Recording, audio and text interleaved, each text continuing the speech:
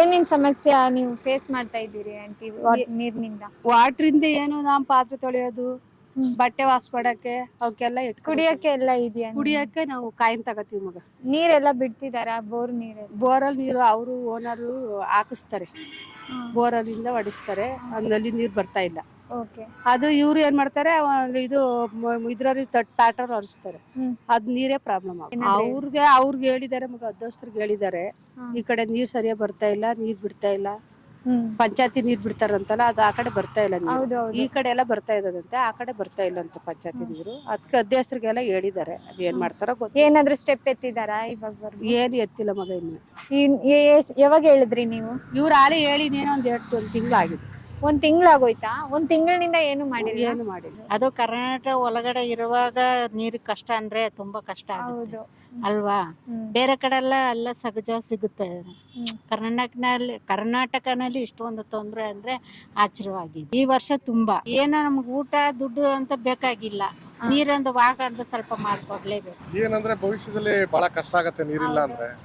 ಮನುಷ್ಯ ಜೀವಕುಲಕ್ಕೆ ಪ್ರತಿಯೊಬ್ಬಕ್ಕೂ ಅವಶ್ಯಕತೆ ಇದೆ ನೀರು. ಅದರಲ್ಲೂ ಬೆಂಗಳೂರು ನಗರದಂತ ದೊಡ್ಡ ಸಿಟಿಲಿ ಇಡೀ ವರ್ಲ್ಡ್ಗೆ ಹೆಸರುವಾಸಿಯಾಗಿದೆ. ಇವತ್ತಿಗೆ ನೀರಿನ ಸಮಸ್ಯೆ ಎದುರಿಸ್ತಾ ಇರೋದು ಬಹಳ ಒಂದು ವಿಷಾದ ಅನ್ಸುತ್ತೆ.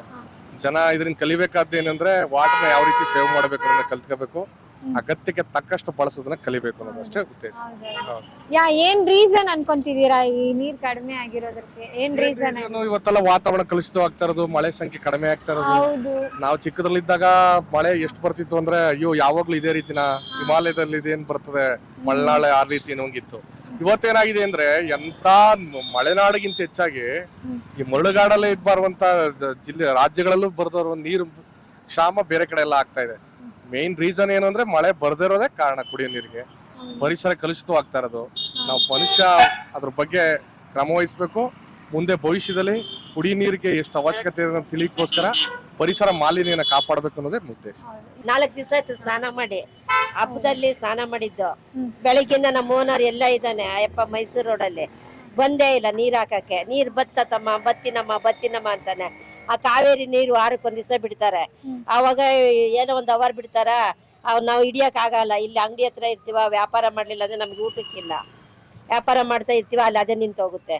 ಸಮಸ್ಯೆ ಅಂದ್ರೆ ಯಾಕೆ ಹೇಳೋಣ, ಸಿದ್ದರಾಮಯ್ಯ ಮಂತ್ರಿನೂ ಇಲ್ಲ, ಯಾರು ಇಲ್ಲಮ್ಮ. ನಮ್ ಕಷ್ಟ ನಾವೇ ಪಡ್ಬೇಕು. ಏನ್ ಮಾಡೋದು? ಈ ವರ್ಷ ಜಾಸ್ತಿ ಆಗಿದೆ. ಇಷ್ಟು ವರ್ಷ ಅಷ್ಟೊಂದು ಇರ್ತಿರ್ಲಿಲ್ಲ.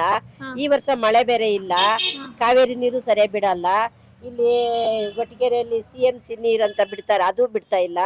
ಅದಕ್ಕೆ ತುಂಬಾ ಸಮಸ್ಯೆ ನೀರಿಂದು. 5 ರೂಪಾಯಿ ಕ್ಯಾನ್ ಇದ್ದಿದ್ದು 10 ರೂಪಾಯಿ ಕ್ಯಾನ್ ಮಾಡೋರು, 20 ಲೀಟರ್ ಕ್ಯಾನ್. ಅದು 10 ರೂಪಾಯಿ ಇದ್ದಿದ್ದೀವ 40 ರೂಪಾಯಿ ಅಂತಾರೆ.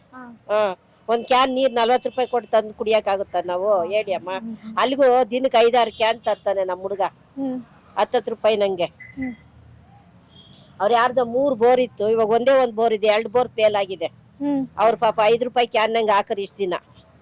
ಅವರು ಟ್ಯಾಂಕರ್ ಎಲ್ಲ ಹೊಡಿಯೋರು. ಟ್ಯಾಂಕರ್ ಹೊಡೆದ್ರೆ 800 ರೂಪಾಯಿ, 400 300 ಕೊಡಿತಿದ್ದಾರೆ. ಇವಾಗ 800 1000 ರೂಪಾಯಿ ಕೇಳ್ತಾ ಇದಾರೆ ಒಂದ್ ಟ್ಯಾಂಕರ್ ನೀರ್ಗೆ. ನಮ್ಮ ಓನರ್ ಇವಾಗ ಅದನ್ನೇ ಹೇಳ್ತಾ ಇದ್ದಾನೆ, 800 ರೂಪಾಯಿ ಕೇಳ್ತಾರಮ್ಮ, ನಾವ್ ಏನ್ ಮಾಡೋದು ಅಂತ ಹೇಳ್ತಾ ಇದ್ದಾನೆ. ನೀರಂದ್ರೆ ಮರಗಳು ಬೆಳೆಸ್ಬೇಕು. ಮರಗಳು ಯಾರು ಬೆಳೆಸ್ತಾರೆ? ಬೆಳೆಸ್ತಿದ್ರೆ ಮನೆ ಮುಂದ್ಗಡೆ ಚಿಕ್ಕದಾಗಿ ಗಿಡಗಳು ಹಾಕಿದ್ವಿ, ಒಂದ್ 4-5 ಗಿಡ ಹಾಕಿದ್ವಿ. ಅದು ಇದು ಮಾಡ್ಕೊಂಡಿದ್ದಾರೆ, ಅದು ನೀರ್ ಹಾಕೊಂಡು.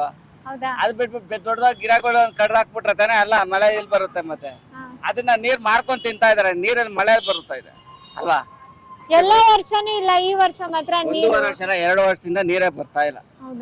2 ವರ್ಷ ಈ ವರ್ಷ ಜಾಸ್ತಿ ಆಗಿದೆ ಅಂತ ಹೇಳ್ತಿದ್ದಾರೆ. ತುಂಬಾನೇ ಇದೆ. ಅದಕ್ಕೆ ಹೇಳ್ತಾ ಇರೋದು, ಮಳೆ ಬರೋದಂದ್ರೆ ಮೊದ್ಲು ಮರಗಳು ಬೆಳೆಸ್ಬೇಕು. ಮರಗಳು ಅದು ಬೆಳೆಸಿ ನಾವು ಆರೋಗ್ಯದಿಂದ ಇದ್ರೇನೆ ಆವಾಗ ಮಳೆಗಳು ಬರೋದಕ್ಕೆ ಸಾಧ್ಯ. ಅದು ಬಿಟ್ಬಿಟ್ಟು ನಾವು ಮರಗಳನ್ನ ಕಟ್ಕೊಂಡು ಹೋಗ್ತಾ ಇದ್ರೆ, ಮನೆಗಳು ಕಟ್ಕೊಂಡು ಹೋಗ್ತಾ ಇದ್ರೆ ಮಳೆ ಎಲ್ಲಿ ಬರುತ್ತೆ? ಮಳೆನೂ ಬರಲ್ಲ, ಯಾವ್ದು ಬರಲ್ಲ. ಇದೇ ತರ ಒಣಕೊಂಡು ಹೋಗ್ತಾ ಇರ್ಬೇಕು. ಅದ್ರಲ್ಲಿ ಬೇರೆ ನೀರ್ ಬೋರ್ ಮೇಲೆ ಬೋರ್ ಆಗಿತಾನೆ ಇದ್ರೆ ನೀರೆಲ್ಲಿ ಬರುತ್ತೆ? ಅದನ್ನ ಬೇರೆ ಮಾರ್ಕೊಂಡು ತಿಂತಾ ಇದ್ರೆ ಎಲ್ಲಿ ಬರುತ್ತೆ ನೀರು? ಅದಕ್ಕೋಸ್ಕರನೇ ಹೇಳ್ತಾ ಇರೋದು, ಮಾರೋದ್ ಕಮ್ಮಿ ಮಾಡ್ಬೇಕು, ತಮಿಳ್ನಾಡಿಗೆ ನೀರ್ ಬಿಡೋದ್ ಕಮ್ಮಿ ಮಾಡ್ಬೇಕು, ನಮ್ ಕರ್ನಾಟಕ ಹಂಚ್ಕೊಂಡು ಕುಡಿಬೇಕು.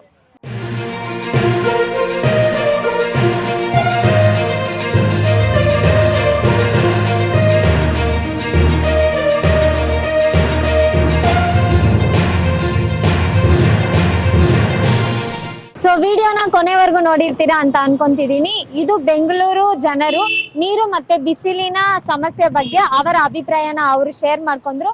ಇನ್ನಷ್ಟು ಇನ್ಫಾರ್ಮೇಶನ್ಗೋಸ್ಕರ ನಮ್ಮ ಕರುನಾಡು ಟಿವಿನ ಸಬ್ಸ್ಕ್ರೈಬ್ ಮಾಡ್ಕೊಳ್ಳಿ, ಶೇರ್ ಮಾಡಿ, ಲೈಕ್ ಮಾಡಿ. Thank you.